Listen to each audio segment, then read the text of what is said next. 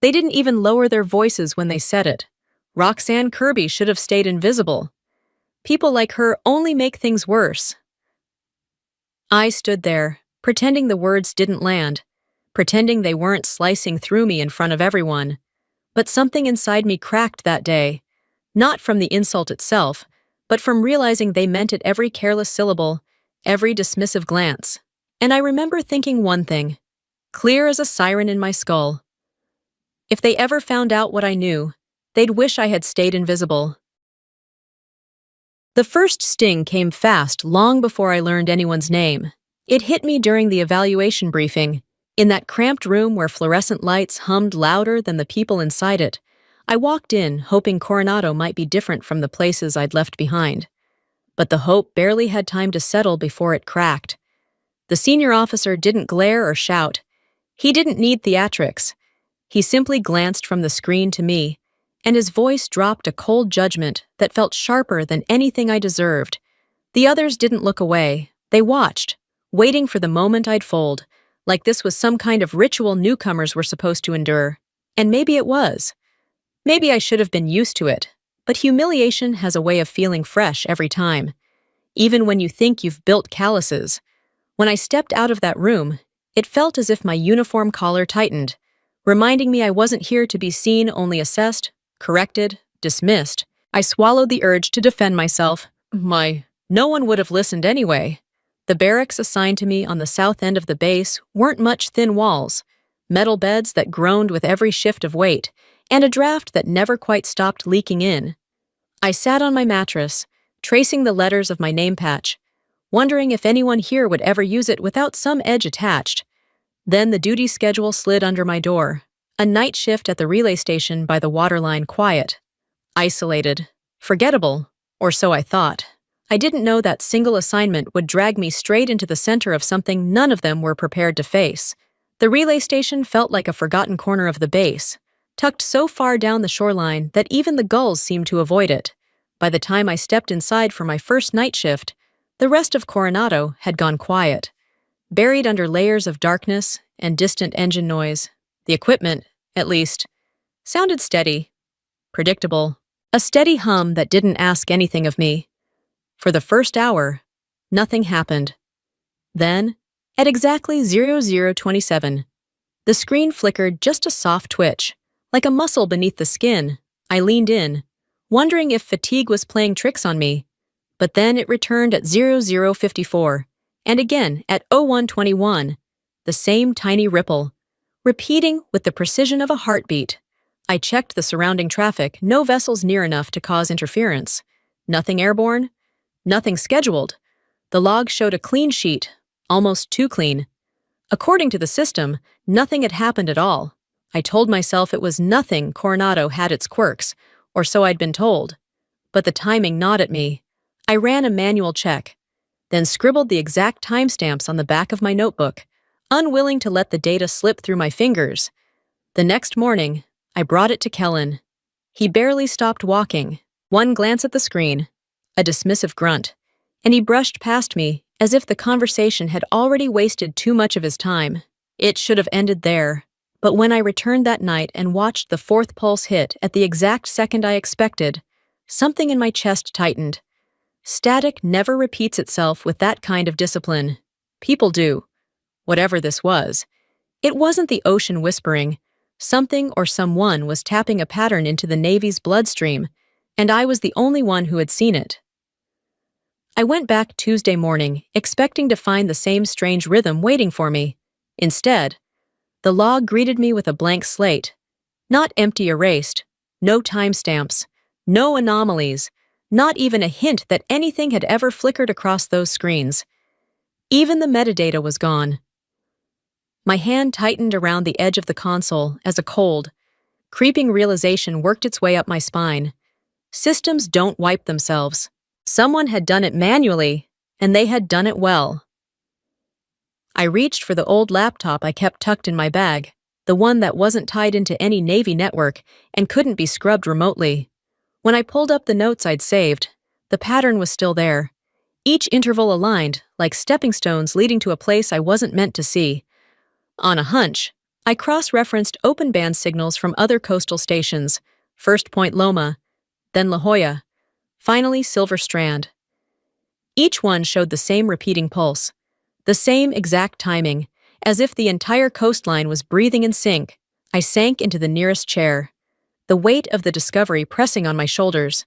This wasn't a glitch. This was coordination. I headed back to my locker, mind racing, only to find the door hanging slightly ajar. My uniform tops were out of place, shoved aside. A small scrap of paper waited in the corner, torn from a cheap notepad. 4 words, jagged and hurried. Stop pulling threads. No name, no fingerprint smudges, nothing to tie it to anyone.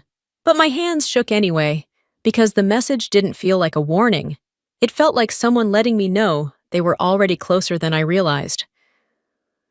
By the next morning, the note in my locker felt less like a warning and more like a hand closing around my ribs. The moment I stepped into the building, conversations thinned out. People avoided my eyes the way you avoid stepping into a crack you know is deeper than it looks. Kellen appeared everywhere I turned, at the far end of the communications hallway. Standing so still, I almost walked past him. In the break room, his reflection hovered in the glass behind the vending machine. In the server room, his shadow stretched across the equipment like it belonged there. Not once did his gaze flicker. Not once did he pretend he wasn't tracking me. That afternoon, a readiness report landed in my inbox. My name sat beside an error I hadn't made during a shift I hadn't worked, signed by the same man who'd been haunting my steps all morning. It wasn't sloppy. It was intentional, clean enough to raise suspicion without leaving any trace I could fight.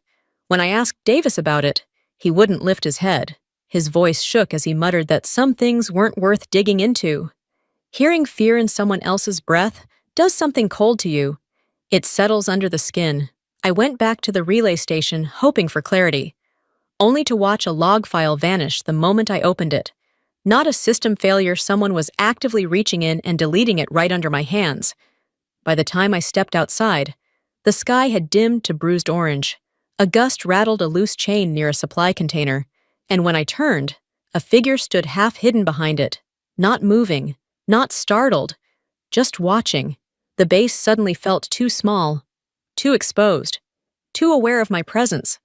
This wasn't paranoia. Someone was following me closely enough to breathe down the back of my thoughts. I stopped trusting any system tied to Coronado and powered up the old laptop I'd brought from home. When I loaded the timestamps I'd written by hand, the intervals aligned perfectly 27 minutes, every single time.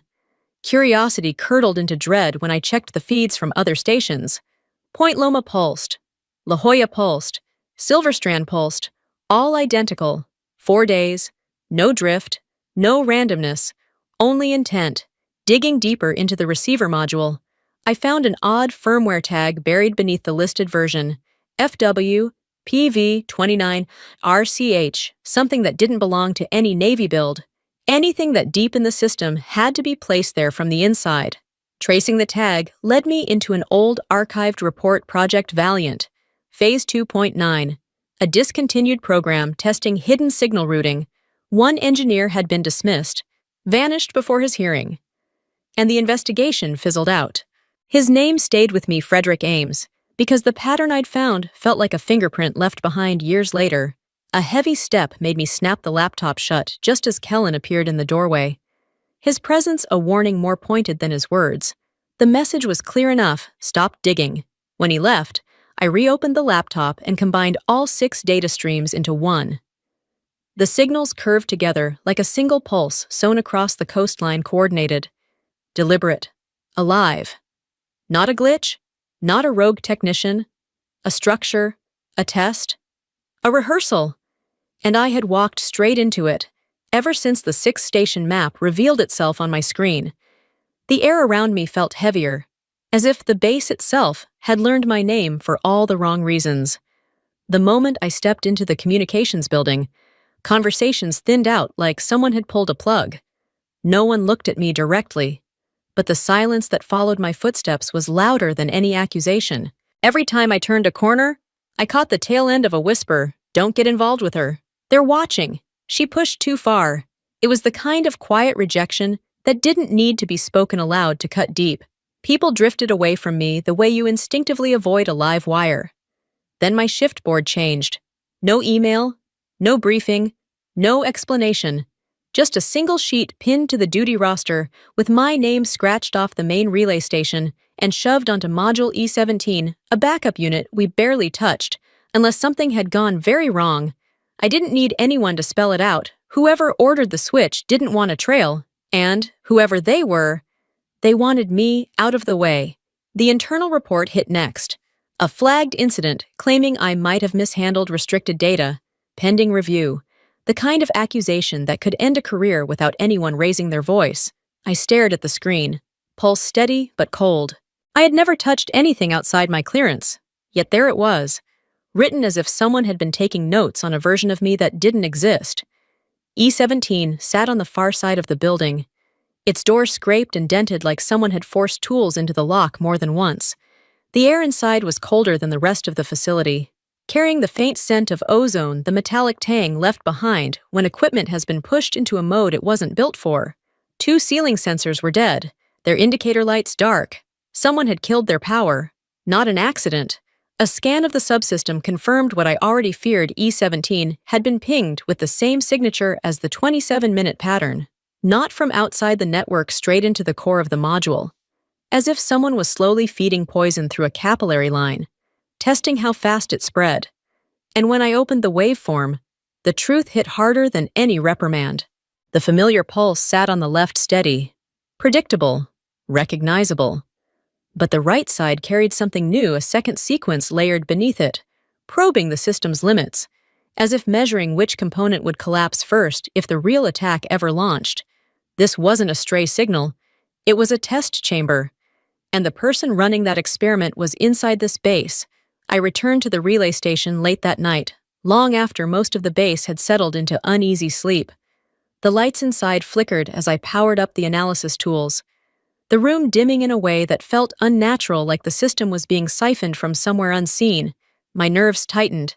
Interference didn't usually feel intentional. I pushed the waveform to full view, and the 27-minute pulse stretched across the screen. Then something new emerged beneath it: binary modulation. Faint but deliberate. The pattern I'd been chasing wasn't the whole message, it was merely the envelope. The real payload hid in the second layer, only visible when all 6 stations aligned. Whoever built this wasn't trying to disrupt one relay.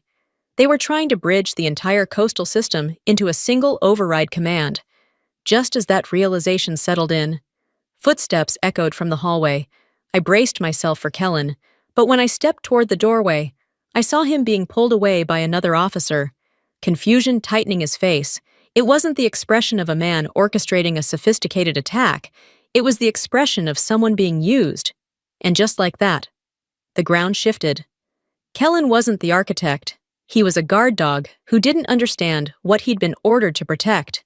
Back at my console, a new spike of panic shot through me. My workstation had been logged into from somewhere else.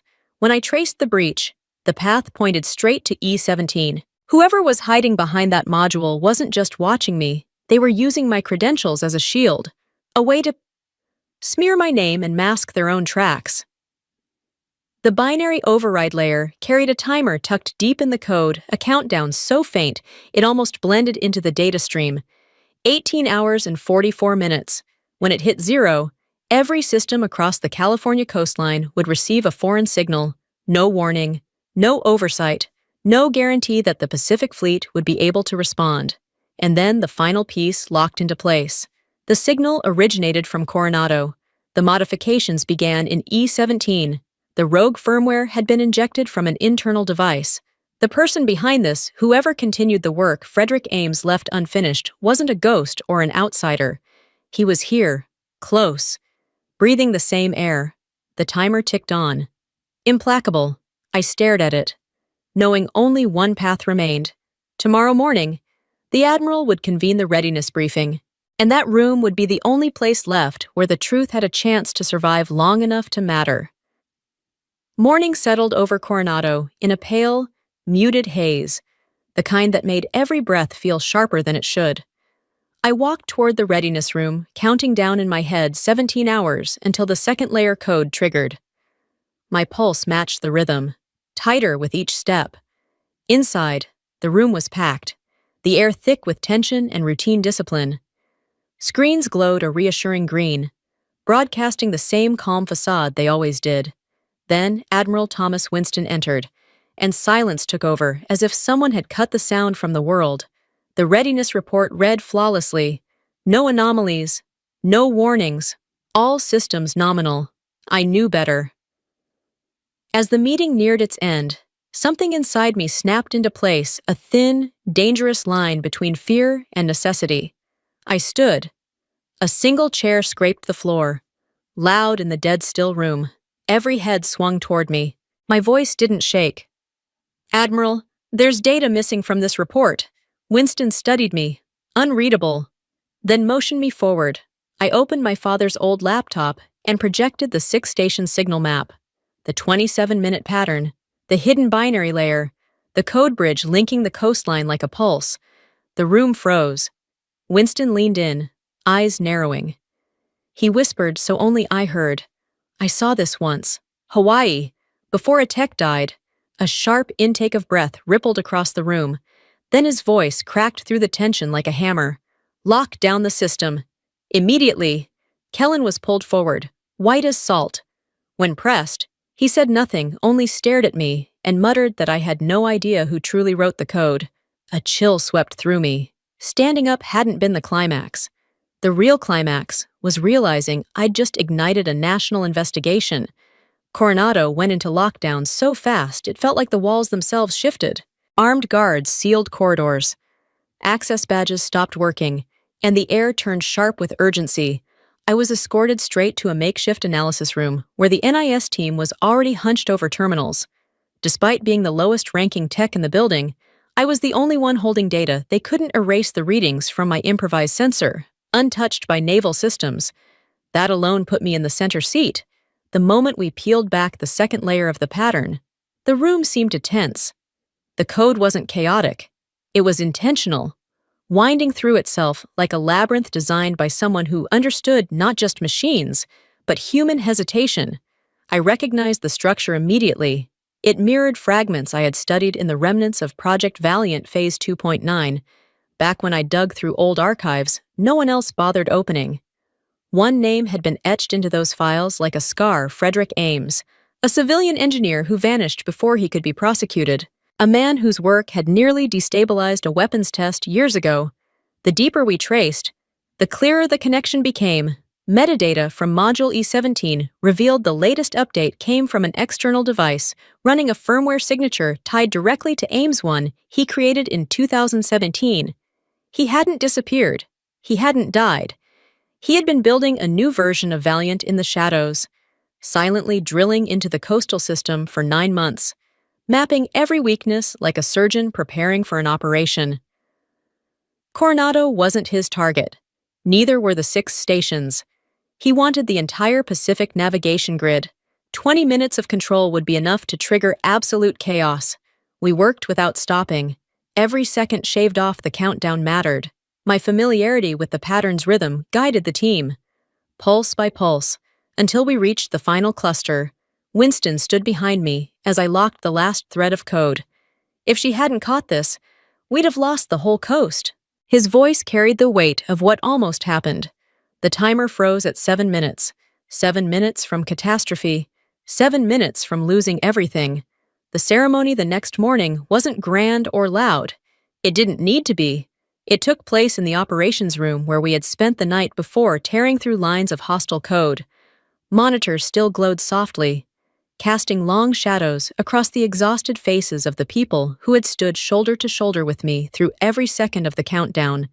No photographers, no applause, just quiet breaths and the hum of equipment that, for once, wasn't lying to us. Admiral Winston stepped forward carrying a small navy blue case. He held it with both hands, not like an award, but like something that carried weight beyond metal and ribbon. When he pressed it into my palms, his eyes steadied on mine with a sincerity that almost made me look away. "Rank didn't save this system yesterday. You did." He pinned the Navy Commendation Medal onto my uniform himself. The touch was light, but it felt heavier than anything I had ever worn. My throat tightened, not from pride, but from the startling realization that for the first time in my entire career, someone truly saw me, not as background, not as an afterthought, but as someone who mattered. After the ceremony, Winston walked with me to the end of the corridor. His voice dropped slightly as he mentioned a transfer cyber defense task unit. Pacific, a team built for the kind of threat we had just survived. I stepped outside and looked toward the horizon where the antennas lined the shore like silent guardians. And for once, I didn't feel buried under their height. I felt level with them. That night, I wandered down to the beach, letting the cold wind brush against my skin. The ocean felt calmer than it had in weeks. I called my mother in Oregon. When she answered, I didn't tell her about the medal or the Admiral or the system we saved. I just said the one truth that had been lodged in my chest for years. Mom, I finally did something right. There was a pause, then a soft, trembling breath on the other end. The sun rose slowly, washing the water in soft pink light. I stayed there long enough to feel the warmth seep into my bones, the last remnants of fear dissolving with the tide. I wasn't the lowest-ranking tech anymore. I wasn't invisible. I stood up when it mattered, and no one could take that from me.